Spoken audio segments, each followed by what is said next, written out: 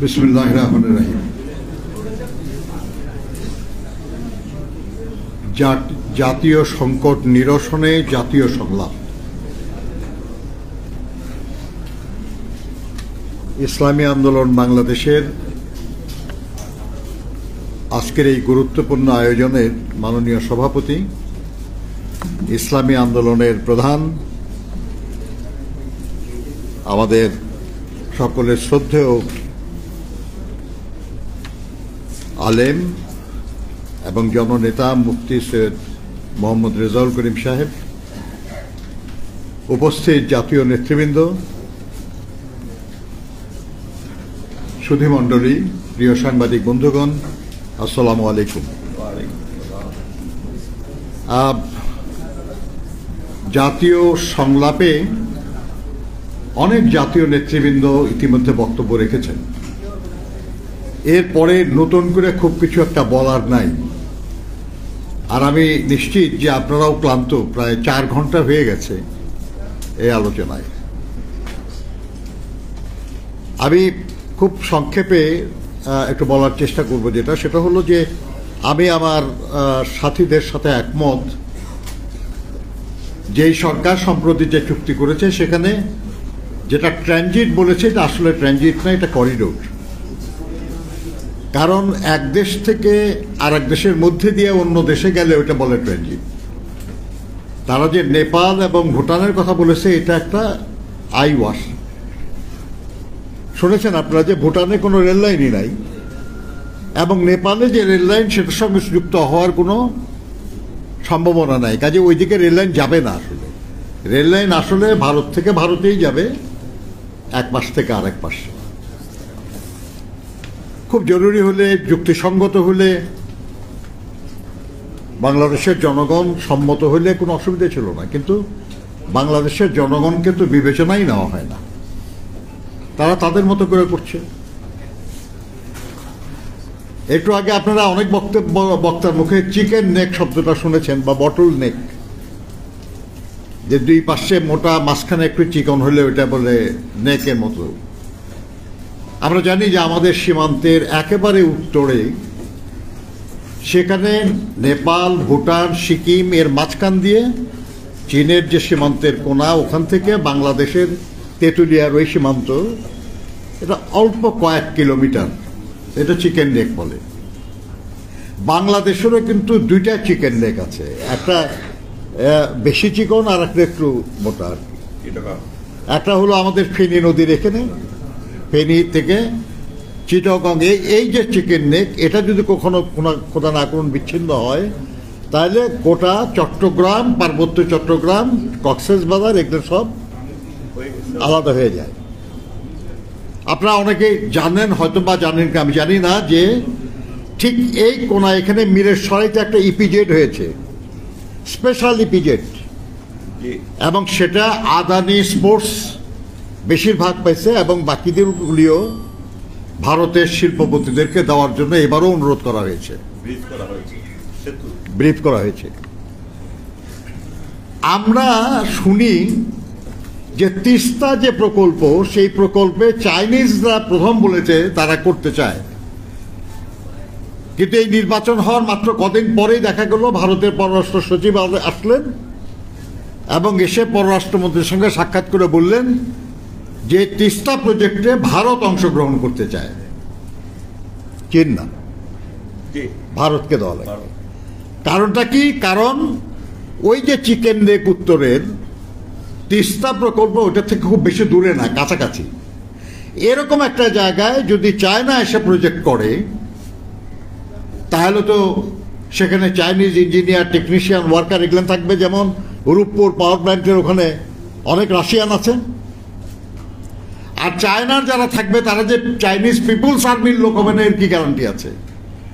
ভারত তার চিকেন নেকের কাছাকাছি চাইনিজদের চাচ্ছে না, সেই জন্য তারা সহযোগিতা করতে চায়। তো তাদের চিকেন নেকের কাছাকাছি, তাও একেবারে অত কাছে না, অনেক দূরে, সেখানে চাইনিজদের আসতে দেওয়া যাবে না। এবং আমাদের প্রধানমন্ত্রী সেদিন বলেছে, আমাদের একজন বক্তা বলেছেন যে যার কাছে ভালো হয় আমরা তার সঙ্গে আমরা চুক্তি করব, আবার পরে বলেছেন যে ইন্ডিয়ার সঙ্গে হলে তো কোনো কথাই নাই। এখন খোদা না করুন যদি কখনো ভারতের সঙ্গে আমাদের সম্পর্কের কোনো অবনতি হয়, তাহলে যে আমরা ফেনীর ওই চিকেন লেকের কাছে আমরা যে মিরেশ্বরের ওই স্পেশাল ইকোনমিক জোনের বিশাল এলাকায় ওটা যে আমরা ভারতকে দিয়ে রাখতেছি, এটা কি ভালো হচ্ছে নাকি দুশ্চিন্তার কারণ আছে? থাকতে পারে তো দুশ্চিন্তা। সেখানে জাতীয় স্বার্থ আমরা কি দেখলাম? আরো তো বহু জায়গা আছে, ঠিক ওই জায়গায় কেন? আমার মনে হয় যেটা সেটা হলো জাতীয় স্বার্থ চিন্তা করলে আমাদের সবকিছুই চিন্তার মধ্যে নিয়ে আসা দরকার।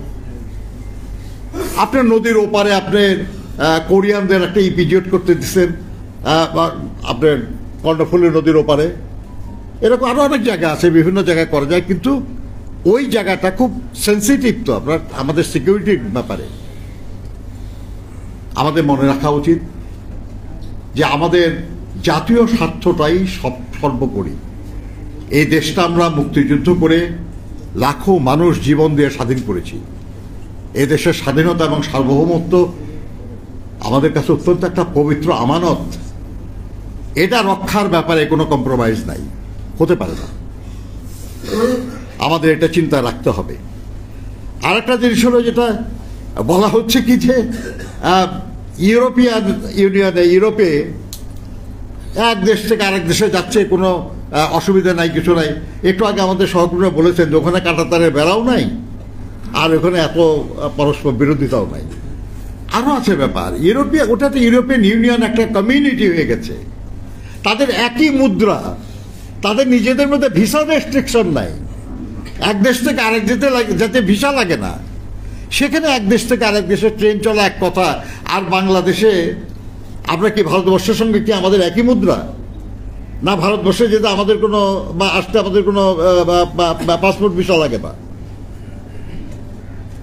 একরকম তো না ব্যাপারটা, কিন্তু বাংলাদেশের মানুষকে মূর্খ মনে করা হয়, বলে দেওয়া হলো আর কি যে ইউরোপে চলতেছে, এখানে চলতে অসুবিধা কি? আমরা বলি যে ফর গড সেক, এটা মনে করার কোনো কারণ নাই। আমি মুক্তিযুদ্ধ করেছি, আমি যুদ্ধকালে আমি ভারতবর্ষে আমি সেখানে ছিলাম, আমি ট্রেনিং নিয়েছি, আমি জানি তাদের প্রতি আমাদের কৃতজ্ঞতা বোধ আছে তো, কিন্তু সেটা তো আমার স্বাধীনতার জন্য। সেটাই যদি প্রশ্নের সম্মুখীন হয়, আমার দেশের জনগণের স্বার্থ যদি প্রশ্নের সম্মুখীন হয়, তাহলে এই ভালোবাসা তো আমার থাকে না। আমি সুসম্পর্ক চাই, আমি অধীনতা চাই না। একটু আগে মাওলানা মুফতি ফজলুল করিম সাহেব বলেছেন যে এটা তো মানে ভারতের মিত্র সরকার না, তাদেরই সরকার, এরকম একটা কথা বলেছেন উনি আর কি। সেরকম হলে তো চলবে না। আমরা বন্ধুত্ব চাই। মানুষ কথায় বলে যে বউ বদলানো যায়, কিন্তু প্রতিবেশী বদলানো যায় না। আমরা তো প্রতিবেশী বদলাতে পারবো না, প্রতিবেশীর সঙ্গে আমাদের সুসম্পর্ক লাগবে, কিন্তু সেটা হবে পারস্পরিক শ্রদ্ধা, পারস্পরিক বিশ্বাস, পারস্পরিক স্বার্থের ভিত্তিতে। সেটা যেন হয়, আমরা সেটা চিন্তা করতে হবে আর কি। আর একটা জিনিস হলো যে আমি একমত আমার বন্ধুদের সাথে, যে যখনই আমাদের সরকার রাজি হবে যে আমাদের তিস্তা প্রকল্প এটা বাস্তবায়নে আমরা সহযোগিতা নিচ্ছি বা ওটা আমরা করতেছি, বিশেষ করে ভারতের সঙ্গে যদি এটা হয়, তাহলে বুঝতে হবে যে সরকার তিস্তার পানি বন্টনের যে প্রসঙ্গ এটা থেকে সরে এসেছে। কারণ তিস্তার পানি আসছে না বলেই নেই প্রকল্পের চিন্তা। কালকে যদি আমরা তিস্তার পানি আমাদের ন্যায্য হিসাব আমরা পাই, তাহলে যে প্রকল্পের কথা আলোচনা হচ্ছে সেটা তো প্রয়োজন হয় না। তা এখন যদি এই প্রকল্পের জন্য আমরা যদি রাজি হয়ে যাই, তাহলে ধরেই নিচ্ছি যে আমরা পানি পাচ্ছি না। তাহলে বর্ষাকালে যে পরিমাণ পানি আসবে কিংবা যে বৃষ্টির পানি জমবে, সেটাকে রিজার্ভ হয়ে সঞ্চয় করে সেটা দিয়ে আমরা পানি বিভিন্ন জায়গায় সঞ্চালনের ব্যবস্থা করব। এটা হলো তিস্তা প্রজেক্ট, তাই না? তাহলে কি আমরা তিস্তার পানির কথা ছেড়ে দিচ্ছি? আরে ভারতের একটা রাজ্য হলো পশ্চিমবাংলা, সেখানকার চিফ মিনিস্টার মমতা ব্যানার্জি মুখের উপর বলে, চিৎকার করে বলে, চিঠি দিয়া বলে যে আমার রাজ্যের লোকের পানি দরকার, অতএব আপনি অন্য কোথাও পানি আমার সঙ্গে আলোচনা না করে দিতে পারবেন না। আমার দেশ এটা স্বাধীন দেশ, আমার দেশের প্রধানমন্ত্রী বা আমার দেশের মন্ত্রীরা, আমার দেশের সরকার কেন জোর গলায় শক্ত করে বলতে পারে না যে আন্তর্জাতিক নদী আইন অনুযায়ী বিভিন্ন দেশের মধ্যে দিয়ে যে নদী প্রবাহিত হয় সেই নদীর প্রবাহ উজানে বন্ধ করার কোনো অধিকার কোনো দেশের নাই। আপনারা যেটা করছেন অন্যায় করছেন, এটা ঠিক করেন। যেমন গঙ্গার পানি চুক্তির আগে জিয়াউর রহমান সাহেব করেছিলেন, তিনি আন্তর্জাতিক বিভিন্ন অনুষ্ঠানে বক্তৃতা করেছেন যে ফারাক্কায় বাঁধ দিয়ে বাংলাদেশকে মরুভূমি বানানোর চেষ্টা চলছে, এটা বন্ধ করা দরকার এবং আমাদের পানি ন্যায্য হিস্সা আমাদের দেওয়া দরকার। শেষ পর্যন্ত ভারত সরকার রাজি হয়েছে এবং গ্যারান্টি ক্লজ সহ গঙ্গার পানি চুক্তি হয়েছিল। আমাদের সেরকম রাষ্ট্র হিসাবে অবস্থান নিতে হবে, কারণ এটা কোনো দয়ার দান আমরা চাচ্ছি না। আমরা চাচ্ছি যেটা, সেটা হলো হিমালয়ে একটা নদীটার উৎপন্ন হয়েছে, সিকিমের মধ্যে দিয়ে, ভারতের মধ্যে দিয়ে, বাংলাদেশের মধ্যে দিয়ে সেটা বঙ্গোপসাগরে পতিত হচ্ছে। এই নদীর অবাধ প্রবাহ নিশ্চিত করার আন্তর্জাতিক নদী আইন অনুযায়ী এটা প্রয়োজন, এটাই নিয়ম। আমি সে পানি চাই। আমার মনে হয় এই ব্যাপারটা আমাদের দাবিটা তীব্রতর করা আমাদের উচিত হবে, যেটা আর কি সেটা হলো অন্যান্য যেসব চুক্তি আমার সহকর্মী বলেছেন এগুলো প্রকাশ তো করা হয় না যে আসলে ব্যাপারটা কি। এই যে বাংলাদেশের ভিতর দিয়ে ট্রেন, এমনকি যেটা করিডোর আর কি বলি আমরা, যে আপনার এই রংপুরের পীরগঞ্জের দিক দিয়ে ঢুকে আপনার মেঘালয়ের এখানে যা ঢুকবে, আপনি সেখান দিয়ে ওই যে গাড়িগুলি যাবে যাত্রীবাহী ট্রেন, ওটাতে বাংলাদেশের লোকজন উঠতে পারবে তো? ওখান থেকে যে মালগাড়ি যাবে, ওখান থেকে বাংলাদেশের আমরা বা ইন্ডিয়া থেকে যে আমদানি করি সেখানে কিছু মালপত্র আনতে পারবো আমরা? ও তাহলে এটা কেমন হলো আর কি। আপনি ইউরোপে যেসব গাড়ি চলে, যেসব লোকজন চলে, আমি তো চলছি সেই ট্রেনে, সেখানে তো আমরা এক দেশ থেকে আরেক দেশে নামছি, কোনো দেশের লোকজন তো ওই ট্রেনে উঠতে বাধা নাই। যে কোন দেশগুলির উপর দিয়ে চলে এই ট্রেন, সেখানে কোনো দেশের লোকের তো এই ট্রেনে উঠতে বাধা নাই, সেখানে তো মালপত্র বহন নয়, কোনো বাধা নাই। আমাদের এখানে বাধা থাকবে কেন? এটা যদি হয় যে ট্রেন চলবে ওই ট্রেনে আমি এখান থেকে বিহারে যেতে পারবো বা ওয়েস্ট বেঙ্গলে যেতে পারবো বা দার্জিলিংয়ে যেতে পারবো, তাহলে তো একটা কথা হয়। কিন্তু না, সেটা তো মানে চুক্তি যে কি, মানে সমঝোতা স্মারকে যে কি লেখা আছে আমরা তো কিছু জানি না। এটা তো প্রকাশ করা হচ্ছে না। কেন প্রকাশ করা হচ্ছে না? কোনোটাই যদি আমার দেশের স্বার্থের বিরুদ্ধে না হয়ে থাকে তাহলে প্রকাশ করতে বাধাটা কোথায়? আমরা কি অপর? আমরা তো এই দেশের নাগরিক। আপনারা তো দাবি করেন যে আপনারা এই দেশের জনগণের সরকার, তাহলে জনগণের সামনে এটা প্রকাশ করতে আপনাদের অসুবিধাটা কোথায়? যদি আমরা পড়ে দেখি যে এটার মধ্যে কোনো দুশ্চিন্তার কিছু নাই, কোনো আপত্তি করবো না আমরা, কিন্তু প্রকাশ করা হচ্ছে না। তারা বলে, যখনই দেখেন আমাদের নেত্রী দেশনেত্রী বেগম খালেদা জিয়া দারুণ অসুস্থ অবস্থা, মনে হয় একটু ভালো বাসায় চিকিৎসা হয়, হঠাৎ করে উনি খুব অসুস্থ হয়ে পড়েন। হাসপাতালে নেওয়ার পরে একবার বাইরে থেকে ডাক্তারদের নিয়ে এসে একটু চিকিৎসা করা হলো, এবার নিয়ে তাকে পেস মেকার লাগানো হয়েছে। কিন্তু সরকার বারবার বলতেছে যে তার কোনো অসুবিধা নেই, এখানেই তার সব চিকিৎসা সম্ভব, অন্য কোনো দরকার নেই। যদিও ডাক্তাররা বলতেছে আর কি যে তার যে চিকিৎসা এটা একটা মাল্টি ডিসিপ্লিন স্পেশালাইজ হসপিটালে দরকার, কাজই না। তাদের রাষ্ট্রপতির চোখের চিকিৎসার জন্য সিঙ্গাপুর যাওয়া লাগবে, তাদের দলের মহাসচিব সেক্রেটারি যিনি প্রধানমন্ত্রী 2-1 মাস পর পরে তার চেক আপের জন্য সিঙ্গাপুর যাওয়া লাগে। হ্যাঁ, তাদের নেত্রীর কানের চিকিৎসার জন্য আমেরিকা যাওয়া লাগছিল, তাই না? শুধু বেগম খালেদা জিয়ার চিকিৎসা এখানেই সম্ভব, আর কোথাও লাগবে না। আরে এখানেই যদি এত সব চিকিৎসা সম্ভব, তাহলে ইন্ডিয়ায় চিকিৎসার জন্য ইলেকট্রনিক ভিসা, এটার একটা সমঝোতা করে আপনারা এত ক্রেডিট নেওয়ার চেষ্টা করতেছেন কেন? তাতে বেশি লোক যেতে পারে, এমনি যায় নাকি আপনি দরকার মনে করে বলে না যায়? তার মানে আপনার প্রতি বছর যদি এত লক্ষ লক্ষ মানুষের অন্য দেশে যা চিকিৎসা করতে হয়, ভারতবর্ষ, থাইল্যান্ড, সিঙ্গাপুর, মালয়েশিয়া যা চিকিৎসা করতে হয়, তারপরেও বলবেন যে সব চিকিৎসা এখানেই সম্ভব।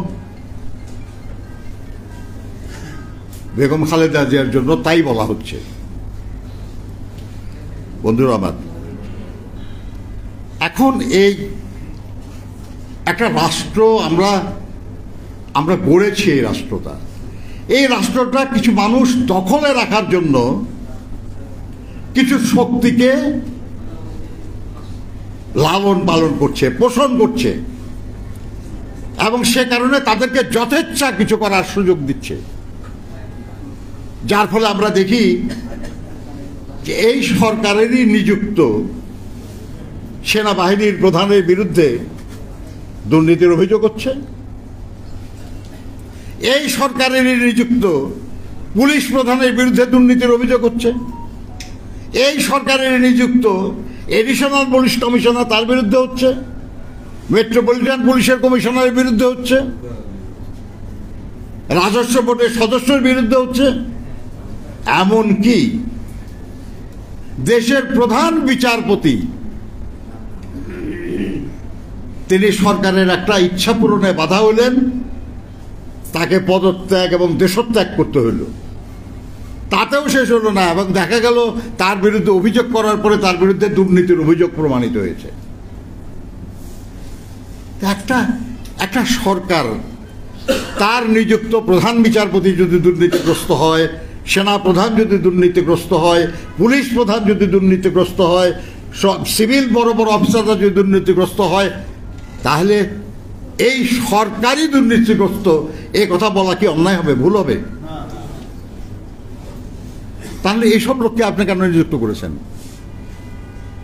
যারা দেশটাকে রক্ষা করবে, যারা আইন শৃঙ্খলা সুরক্ষা করবে, যারা বিচার সুনিশ্চিত করবে, সেই সব জায়গায় টপ লোকজন আপনি নিজের স্বার্থে এমন লোকজনকে বসান যাদের বিরুদ্ধে এ ধরনের অভিযোগ হয়, তারপরেও আপনি বলবেন দুর্নীতির বিরুদ্ধে জিরো টলারেন্স। ভাই, আপনার জিরোটা এটা কি রকমের জিরো?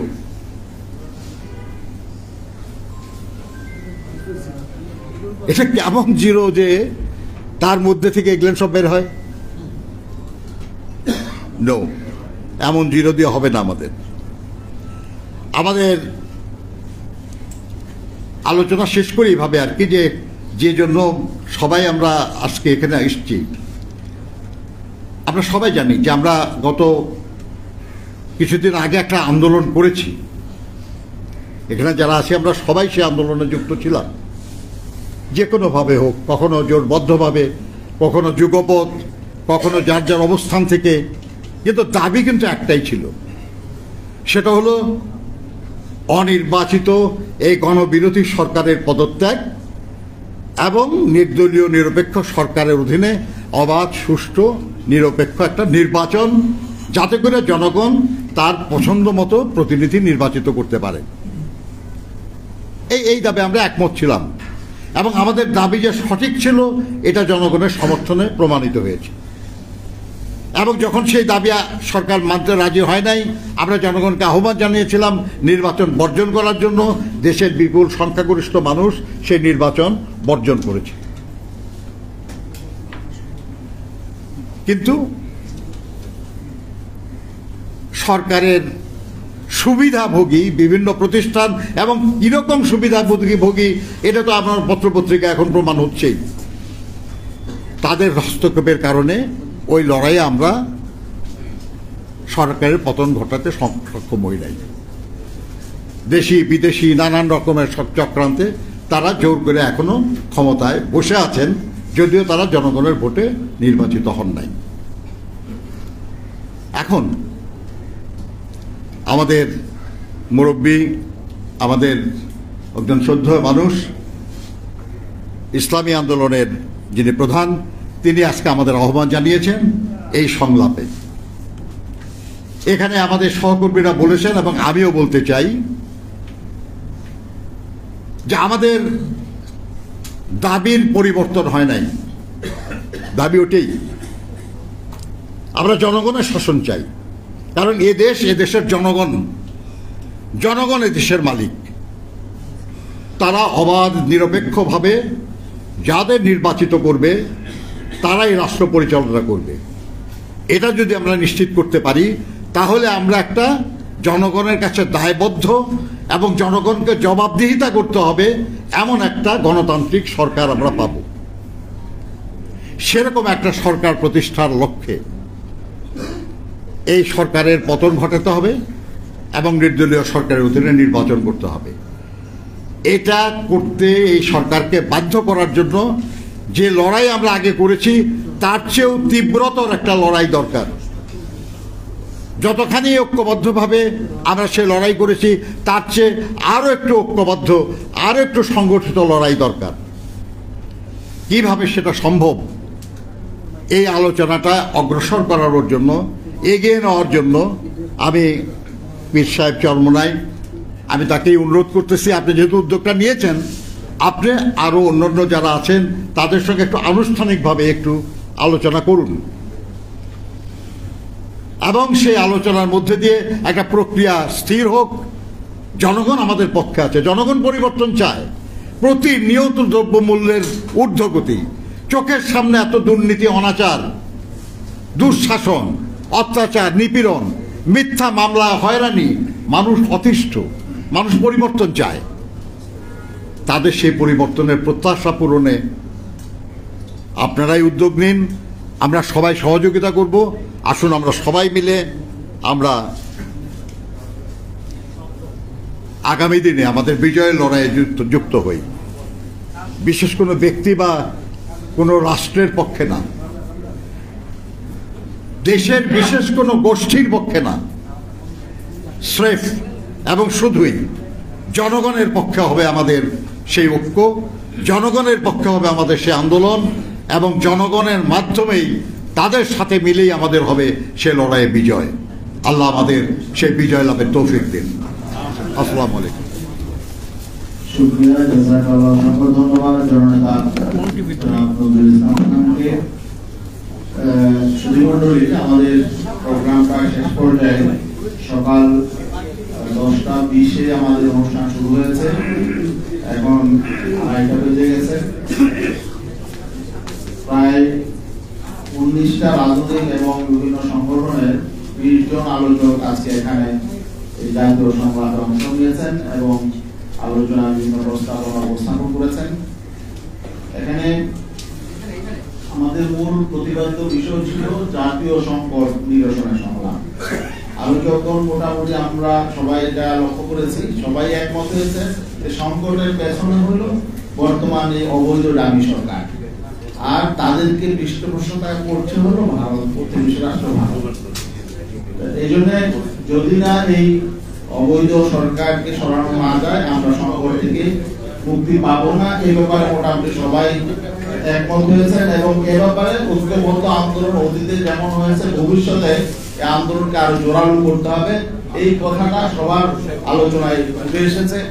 অতএব পরিশেষে এখানে আমাদের মোহতারাম আমি, যিনি আজকে সংলাপের আহ্বান করেছেন, সংলাপের সভাপতি, তিনি সমাপনী বক্তব্য দিবেন।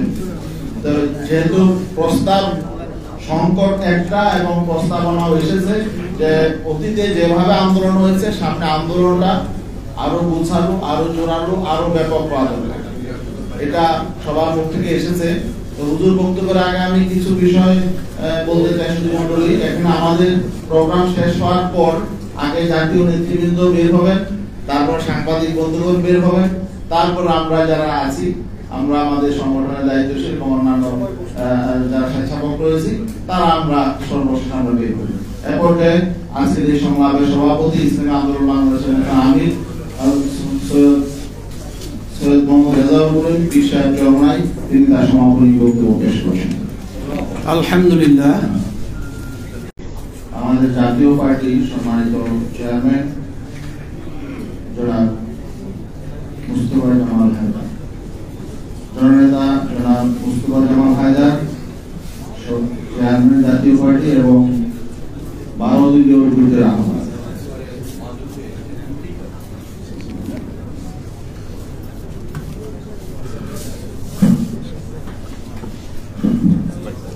বিসমিল্লাহির রহমানির রহিম। আজকের এই মহতী আলোচনা সভা, মত বিনিময় সভার সম্মানিত সভাপতি, বাংলাদেশ ইসলামী আন্দোলনের আমির,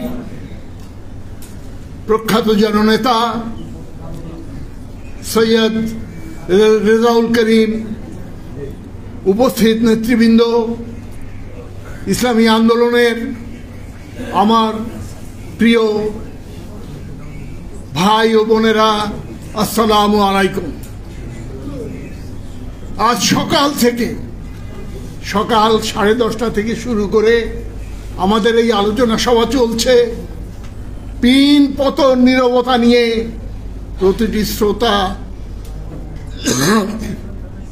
অংশগ্রহণকারী সকলেই আমরা আলোচনায় অংশগ্রহণ করেছি এবং এমনিভাবে এত আগ্রহ সহকারে খুব কম সভা, খুব কম অনুষ্ঠানেই যোগদান করার সুযোগ আমার হয়েছে। আমি আমার দলের পক্ষ থেকে, আমাদের 12 দলীয় জোটের পক্ষ থেকে এই অনুষ্ঠানের উদ্যোক্তা তাদেরকে প্রাণ ঢালা অভিনন্দন, শুভেচ্ছা জানাচ্ছি। আরো বিশেষ করে তাদেরকে আমি শুভেচ্ছা জানাচ্ছি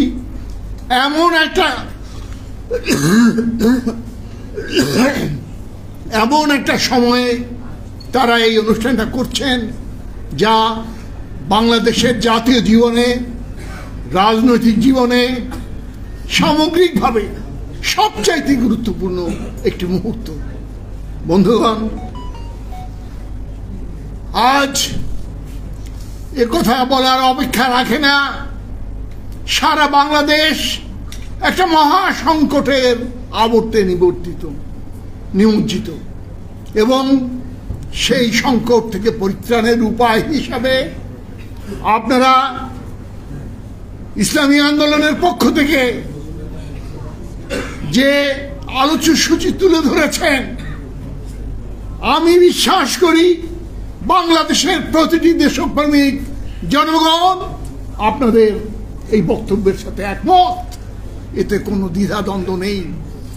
প্রশ্নটা হচ্ছে আমরা এটাকে বাস্তবায়িত করব কিভাবে। আমার আগে, কিছুক্ষণ আগে জনাব মাহমুদুর রহমান মান্না খুব চমৎকার ভাষায় বলে গেলেন যে কিভাবে আমরা এটাকে বাস্তবায়িত করতে পারি। সারা দেশ আজকে উন্মুখ হয়ে রয়েছে, তাদেরকে আমরা শুধুমাত্র সঠিক নেতৃত্ব প্রদান করতে যদি আমরা পারি তাহলে বিজয় আমাদের সুনিশ্চিত, এতে কোনো সন্দেহ নাই। ভাইয়েরা আমার,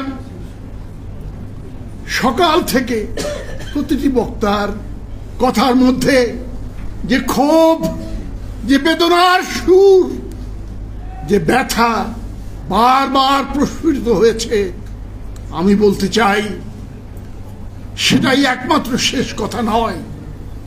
এর থেকে নিশ্চয়ই পরিত্রাণ আমরা খুঁজে পাব। আজ ভারত ট্রানজিটের নামে যে করিডোর নিয়ে যাচ্ছে সে কথা দেশের প্রতিটি সাধারণ মানুষ উপলব্ধি করতে পারছে। জনাব মশিউজ্জামান কর্নেল সাহেব এবং আরো কয়েকজনে তার বক্তব্যে বলেছেন ট্রানজিট এবং করিডোর এক কথা নয়, রেলওয়ে ট্রানজিট নয়, ওটা করিডোর। সরাসরি ভাবে বাংলাদেশের বুক চিরে ভারতীয় ট্রেন তার ইঞ্জিন সহ এক প্রান্ত থেকে আরেক প্রান্তে আসবে। বন্ধুগণ, আপনারা অনেকেই হয়তো শুনে থাকবেন বা ইতিহাসে পড়ে থাকবেন, দি পোলিশ করিডোর। ইউরোপের দ্বিতীয় মহাযুদ্ধের অন্যতম প্রধান কারণ ছিল পোলিশ করিডোর। সেই পোলিশ করিডোর যেটা হিটলারের সময়ে সেটা দখল করে নেওয়ার পরে বিশ্বযুদ্ধ নতুন মোড় নিল। আমি জানি না, আমি আশাও করি না, এই আকাঙ্ক্ষা আমার নেই আমার দেশের ভূখণ্ডের উপর দিয়ে তেমনি একটা পরিস্থিতি হোক, কিন্তু অবশ্যম্ভাবী করে তুলছে এই সরকার তেমনি একটা পরিস্থিতিতে। এই পোলিশ করিডোর তার পুনরাবৃত্তি বাংলাদেশের মাটিতে হোক, এটা আমরা চাই না। ভাইয়েরা আমার, আমি শুধু এই কথাটুকু বলতে চাই যে আজ বাংলাদেশের মানুষ সচেতন হয়েছে, ঐক্যবদ্ধ হয়েছে, কিভাবে এর প্রতিকার করা যায় সেজন্য তারা বদ্ধপরিকর। গতকালকে ভারতের ৮ লোকসভার কার্যবিবরণী শুনছিলাম এবং সেখানে মণিপুর থেকে নির্বাচিত লোকসভার সদস্য বিমল আকিঞ্জান, তার বক্তৃতা শুনে আমি স্তম্ভিত হয়ে গিয়েছি। সেদিন বেশি দূরে নয়, শুধু বাংলাদেশ নয়, আসাম, মণিপুর, নাগাল্যান্ড অনেকেই ভারতের ওই কেন্দ্রীয় শাসনের বিরুদ্ধে একযোগে রুখে দাঁড়াবে ইনশাআল্লাহ। সেদিন খুব বেশি দূরে নয়। এবং একটা কথা আপনারা নিশ্চয়ই স্বীকার করবেন, বিগত 15 বছরের মধ্যে, বিগত 2 যুগের মধ্যে সবচাইতে দুর্বলতম সরকার, উইকেস্ট গভর্নমেন্ট ইন ইন্ডিয়া বর্তমানে ক্ষমতাসীন আছে। আসলে এই মুহূর্তে প্রয়োজন শুধুমাত্র ঐক্যবদ্ধভাবে সাহসে বুক বেঁধে আমরা সামনে এগিয়ে এলে করিডোর আর ট্রানজিট থাকুক দূরের কথা, ভারতের ওই ছড়ি ঘোরানো বন্ধ হয়ে যাবে যদি আমরা ঐক্যবদ্ধ থাকতে পারি। ভাইয়েরা আমার, অনেকেই বলেছেন যে জনগণের দৃষ্টি ঘোরানোর জন্য ভারত আজ এই শাসক গোষ্ঠীর উপর চাপ সৃষ্টি করে সেই বিভিন্ন ইস্যু তৈরি করছে, নন ইস্যুকে ইস্যুতে পরিণত করে দুর্নীতির বিরুদ্ধে এক কৃত্রিম খেলায় নেমেছে। দুর্নীতিকে আমরা ঘৃণা করি এবং তার বিচার চাই, কিন্তু তার মানে এই নয় জনগণের দৃষ্টিকে বিভ্রান্ত করার কোনো সুযোগ এটা আমরা হতে দেব না। ভাইয়েরা আমার, আমি আমার বক্তব্য দীর্ঘায়িত করতে চাই না, শুধু এই কথাটুকু মান্নার সাথে পুনরাবৃত্তি করে বলতে চাই, আজ যে সুযোগ চরমনায়ের পীর সাহেব সৈয়দ রেজাউল করিম সাহেব আজ জাতির নেতৃত্ব দেওয়ার জন্য যে সুযোগটুকু আপনি পেয়েছেন, আল্লাহর মেহেরবানি, সেই সুযোগটুকু কাজে লাগান এবং আগামী 1 মাসের মধ্যে একটা বৃহত্তর আন্দোলন গড়ে তোলার সক্রিয় কর্মসূচি, পদক্ষেপ, পরিকল্পনা পেশ করুন, জাতি গ্রহণ করবে। জয় আমাদের সুনিশ্চিত। খোদা হাফেজ। শুকরিয়া, অসংখ্য ধন্যবাদ জননেতা মুস্তফা জামান হায়দারকে তার চমৎকার আলোচনা। এ পর্যায়ে আলোচনা পেশ করার জন্য বিনীতভাবে অনুরোধ জানাচ্ছি বাংলাদেশ জাতীয়তাবাদী দল বিএনপির সম্মানিত ভাইস চেয়ারম্যান, বিএনপির স্থায়ী কমিটির অন্যতম সদস্য, প্রবীণ জননেতা জনাব নজরুল ইসলাম খান। জনাব নজরুল ইসলাম খানকে তার মূল্যবান আলোচনা পেশ করার জন্য বিনীতভাবে অনুরোধ জানাচ্ছি। ধন্যবাদ।